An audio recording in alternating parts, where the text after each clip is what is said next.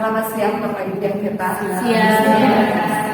Di sini tuh saya hanya ingin men-sharingkan sedikit apa yang sudah kami lakukan, aksi nyata yang ada di sekolah kami. Mungkin ini ada PPT. Pada saat awal sekali saya mencoba untuk membuat aksi nyata. Langkah yang pertama saya lakukan itu adalah membaca semua modulnya lagi.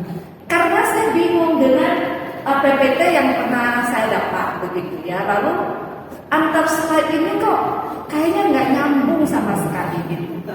Dan dia begitu banyak. Di dalam 1 jam lebih atau 1 jam kita harus menyampaikan begini banyaknya. Nanti tujuannya itu adalah untuk teman-teman mau menerima secara motivasinya itu motivasi dari dirinya bahwa dia ini memang bisa membantu anak-anak, ini memang sekolahnya bisa nanti sekolah kita dan anak-anak kita bisa bagus, bisa ada budaya positif gitu. Itu sesuatu hal yang tidak gampang. Jadi akhirnya apa yang saya lakukan? Saya tetap mulai Bapak Ibu dengan pengalaman-pengalaman dari teman-teman yang sudah pernah mereka alami sendiri di sekolah untuk zaman mereka sekolah. Dan ternyata memang ada dua bapak guru. Satu menceritakan yang buruknya dan satu menceritakan yang baiknya. Yang buruknya itu benar-benar pas. Ini kayaknya nggak tahu lah ya, pas ya. Pas waktu itu dia mengatakan bahwa sampai hari ini pun saya masih ingat guru yang tempelin saya. Pada di depan teman-temannya yang yang sudah siap upacara. Nah itu tentu kalau saat kami menjadi peserta itu pasti menegur kita semua kan waktu itu. Apa tindakan-tindakan kita yang pernah kita kasari yang dulu mungkin bukan zaman sekarang ya, kan kita jadi guru juga udah lama. Mungkin awal-awal kita jadi guru atau mungkin saat ini baru mulai jadi guru. Mungkin ada juga tindakan-tindakan kasar yang kita lakukan yang ternyata bisa membuat anak-anak luka. Nah, saat itu tuh udah langsung oleh kita. Teringat dan membuat kita kan, dipikir-pikir itu sebenarnya tindakan kita itu benar nggak sih gitu. Nah, jadi habis itu langsung ada satu guru lagi, yaitu yang menceritakan tentang kepala sekolahnya.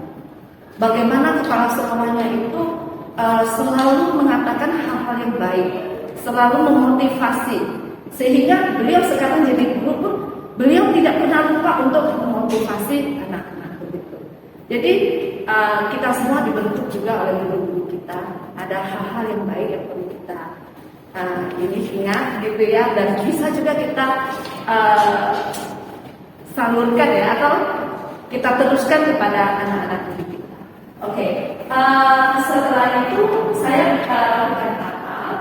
Itu adalah saya pakai intinya dulu. Jadi budaya positif memang sebelum sampai ke budaya positif yang paling banyak yang kita lakukan di sekolah dan sehari-hari itu adalah komunikasi, betul Bapak Ibu.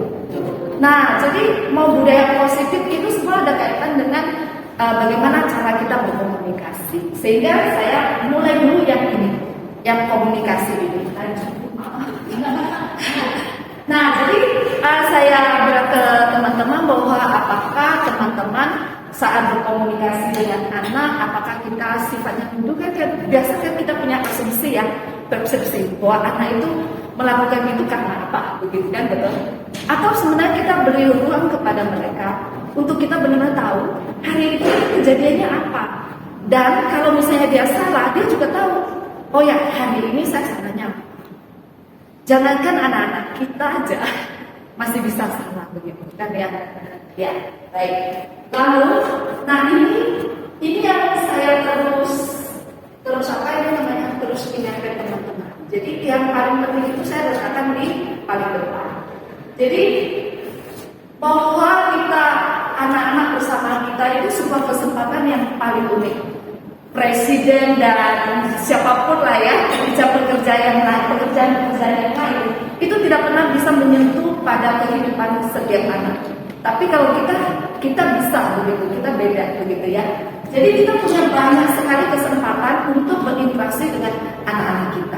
Nah, bagaimana supaya kesempatan kita berkomunikasi itu bisa membuat kita semakin dekat satu sama lain. Ada hubungan yang positif dan lebih dekat dengan kita. Jadi ini tujuannya adalah ada hubungan yang baik dan pasti anak-anak akan lebih mau mendengarkan kita. Mungkin saya juga tidak banyak akan menjelaskan per slide karena saya melakukan ini sepanjang 1,5 jam, jadi rekam langsung begitu ya. Lalu saya juga kami juga ada tanya jawab, ada refleksi begitu. Jadi bukan hanya kami sosialisasi. Kebetulan yang hadir di aksi nyata saya itu ada kepala sekolah dan kebetulan saya juga wakil kepala sekolah begitu. Jadi dengan beberapa wakil kepala sekolah, wali kelas, pemimpin kelasnya, mungkin Kristina akan paham kalau kami itu ada gembala sekolah ya. Lalu ada BK begitu, BK-nya kebetulan hari itu nggak bisa hadir. Lalu kami di situ kenapa harus berkumpul begitu banyak orang? Karena menurut saya tuh kita bukan hanya sekedar ingin mendefinisikan, tapi kita inginnya adalah itu terjadi di sekolah kita. Lalu kenapa saya butuh gembala atau butuh dan ada guru PKN, guru sejarah? Kenapa saya butuh itu? Karena seperti Bapak Ibu tahu bahwa kami adalah bernilai Kristiani. Saya pikir juga di Muslim itu kalau terlalu humanistik itu pun juga nggak bisa ya. Nah, jadi memang kita perlu mempelajari konsep dari luar. Tapi waktu kayak Ki Hajar Dewantara mengatakan kepada kita, apa yang kita bisa pelajari itu tidak berarti semuanya cocok dengan kita. Bukan berarti saya menolak budaya positif ya Bapak Ibu, tidak ya. Tetapi kita harus bijak menyesuaikan dengan kondisi dan keadaan kita. Apakah ini bijak? Misalnya, contoh, kita berada di negara hukum, betul? Kita punya banyak peraturan-peraturan. Bagaimana kita mengajari anak-anak kita untuk taat peraturan? Begitu. Jadi ada banyak hal yang perlu kita refleksikan, yang benar-benar bisa ini cocok tidak oke, tapi hal-hal yang baik. Hal-hal yang benar itu perlu kita belajar dan perlu kita terapkan. Nah, disitulah ada komunikasi dengan teman-teman. Nah, karena ingin sampai ke arah situ, maka saya perlu membuatkan dasar-dasar pemikiran. Kenapa harus menggunakan restitusi? Nah, ini karena saya jelaskan dulu tentang karakter restitusi. Teman-teman kan sudah pakai filenya, pasti teman-teman punya. Lalu tadi ini supaya teman-teman berpikir gitu ya. Nah saya mencoba mentampilkan stimulus respon dengan teori kontrol. Dan memang banyak teman-teman yang masih berpikir tentang zaman dulu. Ya, kenapa kita ada zaman dulu? Karena kita dijajah. Yang pertama peduli dengan pendidikan kita kan dari Belanda ya. Jadi kita masih di dalam pandangan dari Belanda begitu. Jadi kenapa ini juga saya akan tampilkan dan bisa dipahami oleh teman-teman. Nah, lalu saya menjelaskan ini yang paling penting ini, menjelaskan arti disiplin. Karena memang disiplin itu oleh budaya kita itu sudah terjadi pergeseran makna.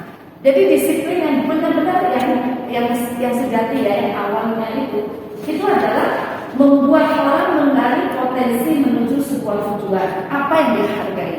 Jadi ini bicara tentang nilai, tentang tujuan, bukan tentang kamu patuh tidak patuh sama saya.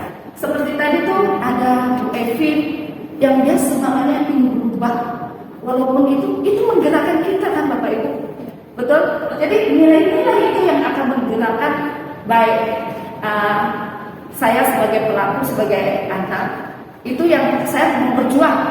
Oh hari ini saya nggak terlambat itu karena, tapi hari ini saya terlambat Bapak Ibu, saya sakit, tangan saya masih dingin nih sekarang. Nah ini adalah disiplin yang Tuhan. Jadi menurut kita anak yang disiplin itu apa? Anak patuh kepada kita. Jadi kita kalau nggak patuh tuh dia disiplin, dia nggak baik. Nah, apakah itu benar? Begitu Bapak Ibu. Gitu ya. Nah, saya juga terus mengingatkan bahwa memang ya untuk sampai tingkatan yang tinggi itu nggak gampang. Hari ini kita bekerja sebagai guru pun sebenarnya banyak motivasi kita jadi guru penggerak di sini juga motivasinya lain-lain. saya kalau nggak dikuasai yayasan, memang kan angkatan pertama saya sudah mau mendaftar. Lalu wakil kepala sekolah saya dan kepala sekolah saya kan saya itu masih sangat sibuk juga. Ada kegiatan, sering kegiatan keluar. Jadi mereka bilang gini, Bu Yanti dengan kegiatan dengan si ini sudah banyak gitu. Apakah Bu Yanti yakin mau lanjut yang ini? Lalu habis itu saya, oh iya, apalagi sudah ada pengumuman begitu kan? Kan jangan tak masa setiap itu saya ini ya. Lalu akhirnya saya daftar.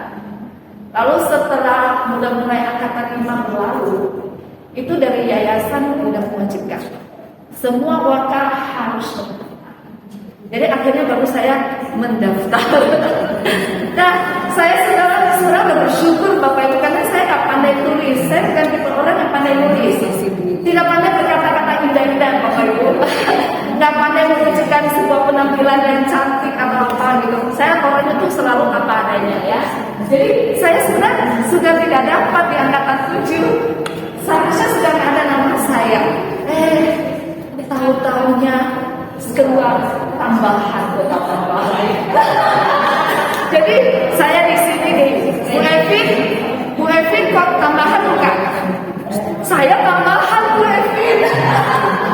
Saya mah kerasnya lebih bawah dari Bu Evin. Jadi jangan khawatir. Nah, sama dengan apa yang ditegaskan oleh Kiai dari Rasulullah. Mungkin saya itu teman-teman udah tahu ya, kita cepat lagi karena 7 menit kan. Nah, saya mengingatkan karena gini, waktu saya pertama belajar saya juga nggak terlepas sekali dengan restitusi. Belum saya belum merasa mau belajar gitu ya. Jadi akhirnya saya menjelaskan dulu apa itu restitusi, lalu lanjut. Lalu nama ciri-cirinya dan sebagainya. Mungkin kita boleh bersama karena ini sama. Saya kasih contoh. Ya, lalu yang tadi. Ya, tentang penghargaan. Di sekolah saya sekarang itu banyak sekali ngomong tentang penghargaan, ya, prestasi, penghargaan dan sebagainya. Apakah memang benar-benar penghargaan itu sangat baik? Pertama, untuk cepat menggerakkan memang baik, Bapak Ibu. Tapi lama-lama penghargaan yang kita kasih saya hari ini ya, Ibu saya kasih 1,5 kan.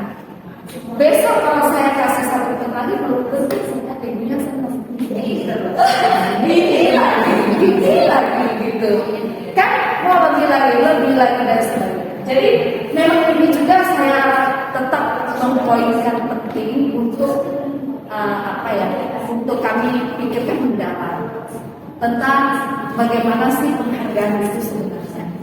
Karena penghargaan itu hanya sebagian orang, sisanya lebih banyak yang melihat orang dihargai gitu kan. Ya, lanjut. Nah ini seru. Jadi saya juga akhirnya bagi sama mereka. Yang mana hukuman, yang mana konsekuensi. Jadi mereka juga ya sempat bingung di ini. Masih juga sama dengan kita. Sempat bingung di daerah yang lari itu ya. Kita lanjut lagi. Nah, saya membedakan apa itu hukuman dan konsekuensi. Dan sebenarnya penghukuman itu kan harusnya lebih tidak baik ya, berbentuk identitas. Identitas ganda. Nah, kalau kontinuitas itu adalah sukses, tapi restitusi lebih baik. Jadi saya membedakan tiga ini kepada teman-teman gitu.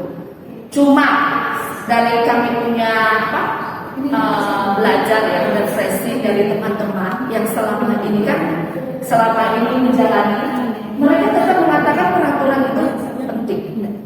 Walaupun bukan berarti kita sedikit-sedikit peraturan, tapi peraturan tetap penting untuk melindungi kita. Nah, yang banyak yang akan kami bahas sekarang itu adalah keyakinan Tuhan. Jadi dianggap bahwa kadang-kadang hukuman masih tetap harus ada, cuma bukan bersifat yang tidak fisik, ya, gitu, fisik. Baik, saya sudah selesai. Oh ya, yang ini semua Bapak Ibu sudah pasti jelas. Saya bilang sama teman-teman bahwa saya waktu belajar modul 1.4 ini yang membuat saya berubah itu adalah ini. Saya tidak pernah tahu bahwa kalau saya mau bergerak itu selalu punya tujuan. Tujuan saya itu adalah untuk memenuhi 5 kebutuhan dasar. Itu saya tidak pernah tahu. Jadi sekarang saya sudah tahu. Jadi saya bilang sama teman-teman, sebenarnya setiap anak-anak kita itu kalau melakukan ini itu ada tujuannya. Ya, di dalam ini kelima ini, kalau ada salah satu yang tidak terpenuhi, dia pasti mencari. Paling hanya itu yang saya ingatkan. Lanjut, itu sedikit perbaikan saja ya. Nah, ini. Oke, kayaknya habis ini kan sudah teman-teman sudah tahu ya, habis itu segitiga restitusi. Kami tidak sampai membahas bagaimana melakukan segitiga restitusi itu, nggak sampai. Cuma nanti ada rencananya lain. Nah, apa yang terjadi setelah selesai belajar? Teman-teman sedikit-sedikit budaya positif. Belum lagi kan saya dulu wakasis kan. Jadi kan saya juga tipe yang agak tegas ya, jadi mereka juga akhirnya bilang apa? Sedikit-sedikit lah sekarang di kantor itu. Bu Yanti budaya positif. Jadi salah satu contoh kemarin itu ada beberapa kali kelas. Jadi ada satu kelas yang muncul banyak bullying. Lalu saya merasa ini nggak boleh dibiarkan. Kita sekolah sebagai penegak hukum atau aturan di sekolah kita nggak boleh biarkan bullying ada di waktu kita ada terjadi begitu. Lalu saya malah diingatkan, biar kita boleh loh budaya positif. Saya bilang iya, kalau budaya positif restitusi itu panggil satu-satu. Tapi ini udah berkelas, satu kelas. Kan tentu harus ada bahasa yang cepat karena udah 2 anak yang tidak masuk sekolah karena merasa ngomongin. Memang anak-anak kadang-kadang kita bilang anak-anak itu sensitif, tapi kan memang tiap-tiap orang beda kan? Tapi saya tidak bilang oh itu dia sensitif. Nah, itu saja aksi nyata saya teman-teman. Terima kasih.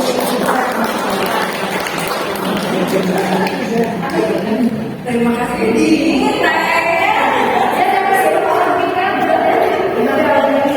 Luar biasa ya. Betul-betul pemaparan apa yang ada di modul dituangkan dan kemudian kemarin dilakukan di sekolah saat pendampingan ya, berarti slide-nya aja masih belum ganti. Oke, komentar dong. Iya.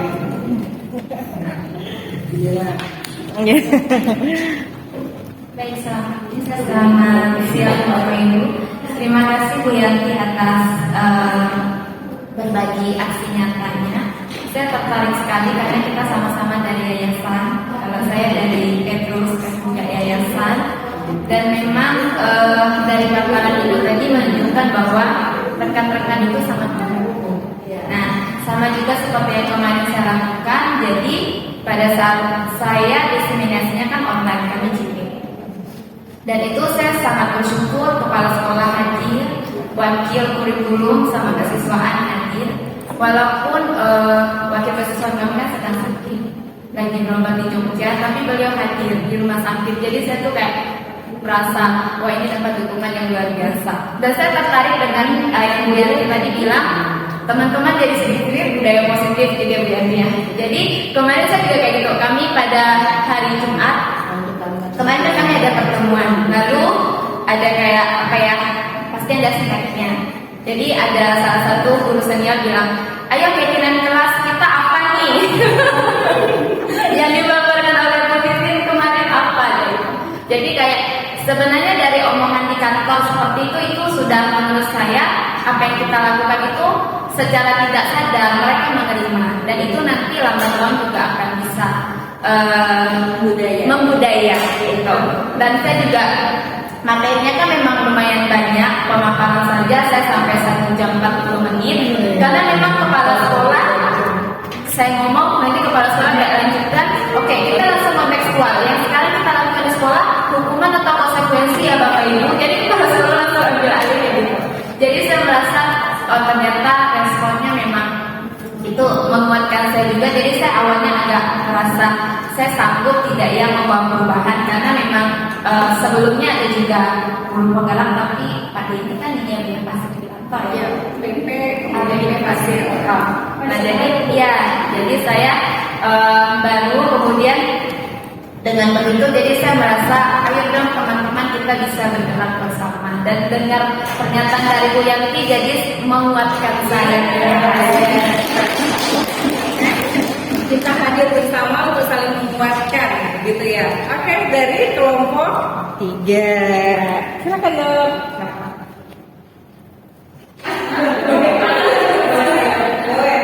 Panas ini. Ini mungkin saya bertanya ya, sama Bebe juga.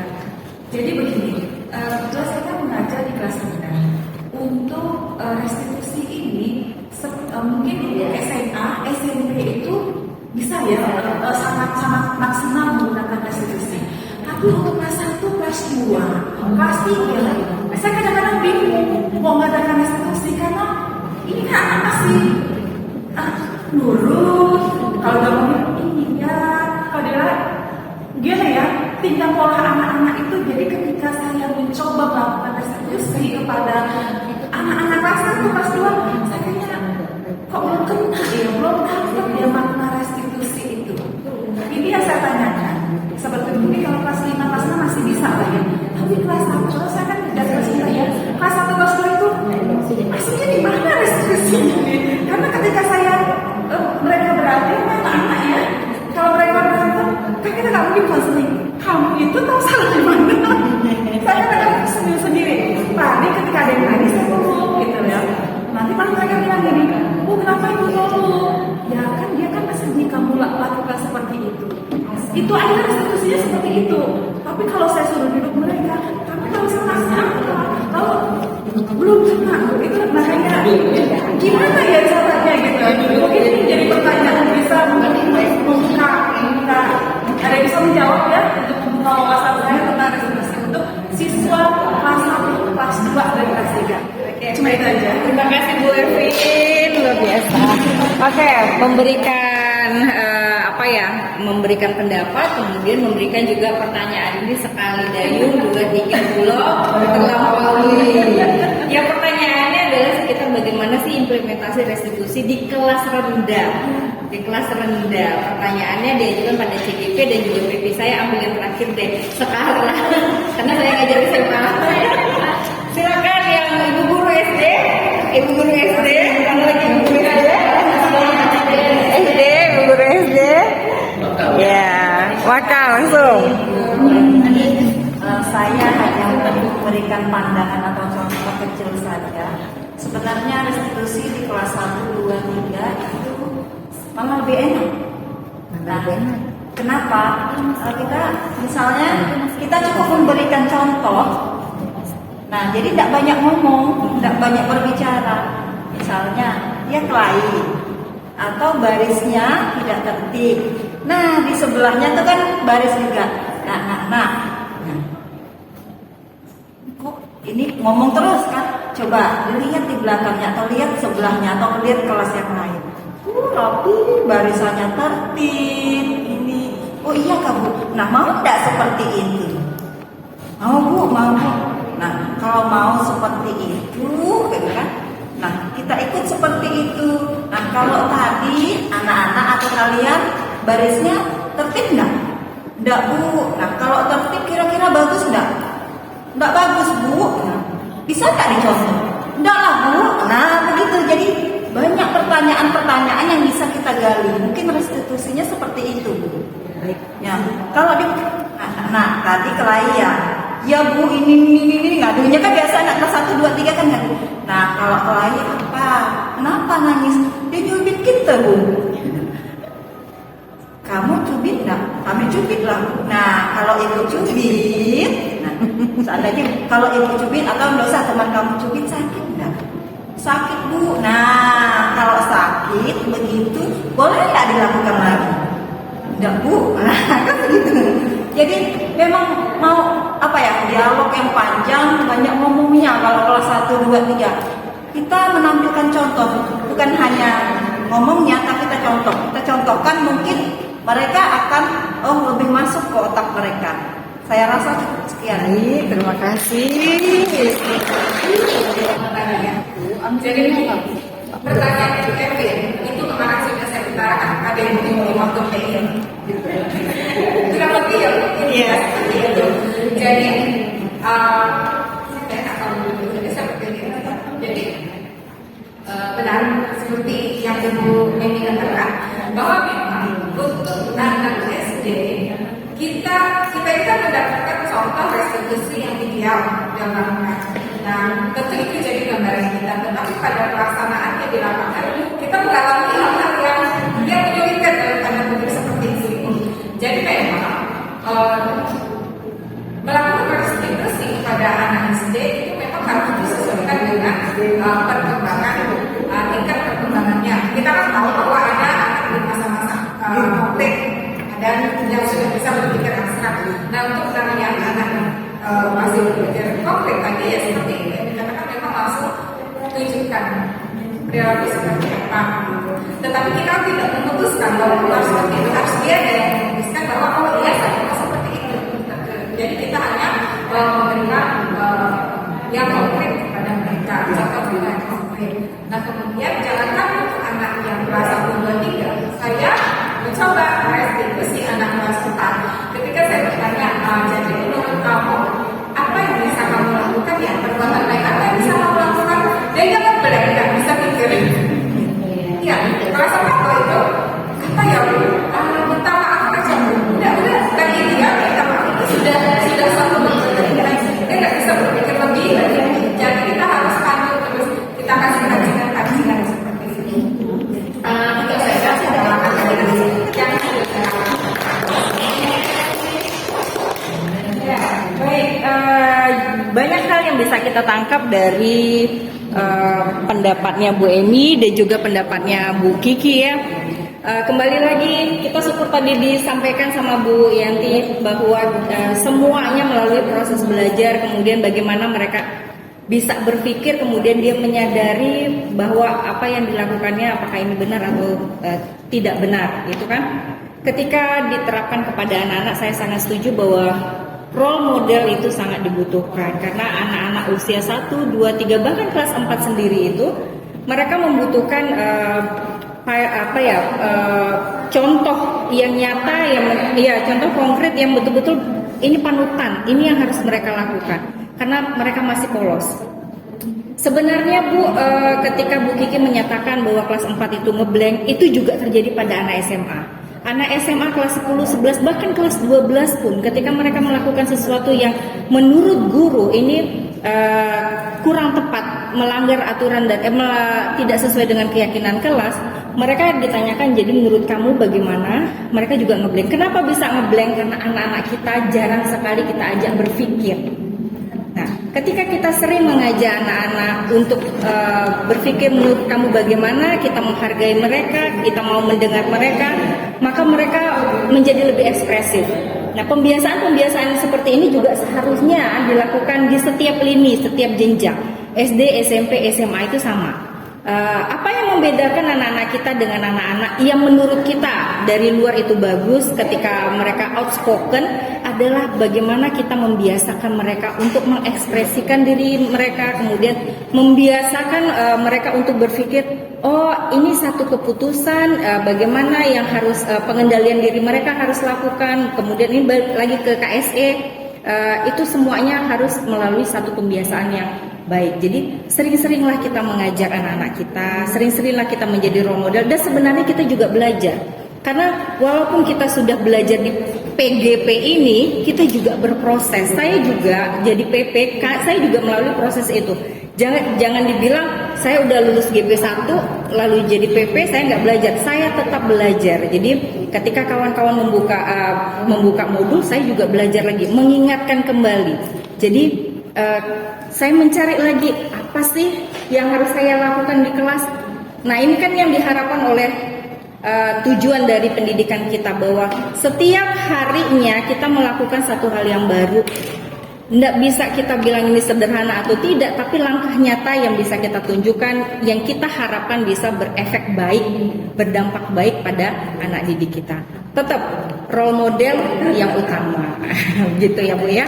Mudah-mudahan terjawab semua dari Bu Emi dan juga dari Bu Kiki. Saya udah jawab ya Bu ya. Baik, iya silakan. Udah selesai nih tugasnya. Terima kasih banyak yang bantu saya. Terima kasih Ibu Mimi.